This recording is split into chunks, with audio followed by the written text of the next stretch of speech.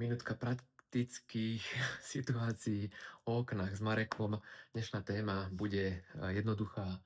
Prečo cez zimu cítim prievan pri zatvorených oknách? Stáva sa to ľuďom, volajú nám ľudia na servisy, alebo že prečo sa to stáva. No stáva sa to pretože už tesnenie netesní tak, ako by malo. Čiže ak cítite prievan, tak si doštelujte buď prítlaky, prídeme doštelovať, zavolajte www.donner.sk, prídeme vám doštelovať aj okná, aj premazať tesnenie a tak ďalej. Doštelujte si teda prítlaky.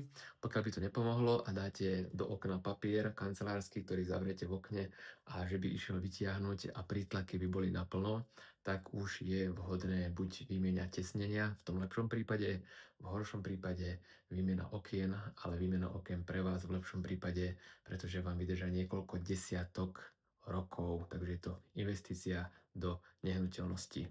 Ak máte problémy, www.donner.sk, radi vám pomôžem.